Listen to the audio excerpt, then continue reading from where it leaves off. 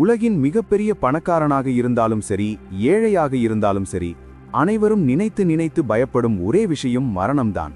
ஏனெனில் மரணத்தை காட்டிலும் தன்னுடைய மரணத்திற்கு பிறகு தன்னை சார்ந்தவர்களின் நிலை என்னாகுமோ என்பதே இங்கு பெரும்பாலானவர்களின் கவலை. மரணம் எப்போது நிகழும், எப்படி நிகழும் என்பது யாருக்குமே தெரியாத ஒன்று.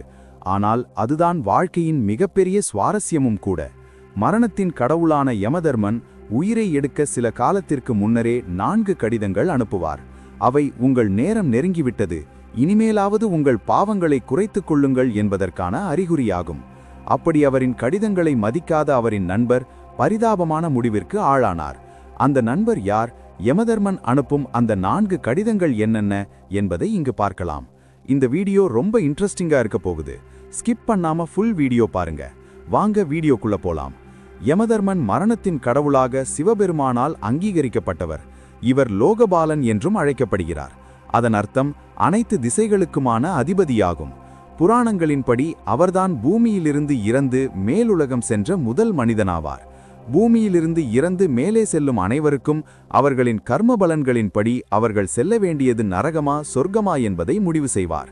புராண காலத்தில் யமுனை நதிக்கரையில் அம்ரிதன் என்னும் வணிகன் வாழ்ந்து வந்தான். மரணத்தை நினைத்து அதிக பயம் கொண்ட அவன் யமதர்மனை நோக்கி பல யாகங்களையும் தவத்தையும் மேற்கொண்டான்.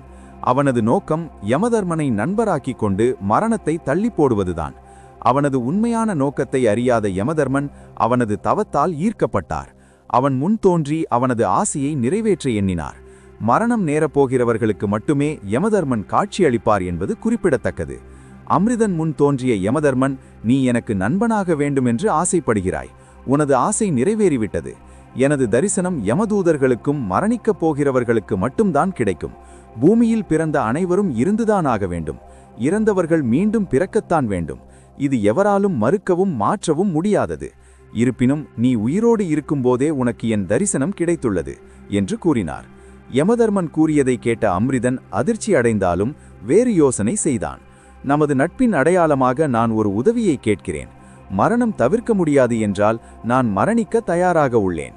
ஆனால் என் நேரம் முடிவதற்கு முன்பே எனக்கு அது தெரிய வேண்டும். எனவே நான் என் குடும்பத்திற்கு தேவையானவற்றை செய்துவிடுவேன் என்று கூறினான். அம்ரிதன் கூறியதற்கு ஒப்புக்கொண்ட யமதர்மன் அம்ரிதன் இறப்பதற்கு முன்பே அவனுக்கு தெரிய வைப்பதாக கூறிய யமன் அதற்கு பதிலாக மற்றொன்றை கேட்டார். உனக்கு எப்பொழுது என் கடிதம் கிடைக்கிறதோ அப்பொழுதே நீ உன் குடும்பத்திற்கு தேவையானவற்றை செய்துவிட வேண்டும் என்று கூறிவிட்டு மறைந்தார். யமன் கூறிய வாக்கிலிருந்த நம்பிக்கையால் அம்ரிதனின் ஆணவம் அதிகரித்தது.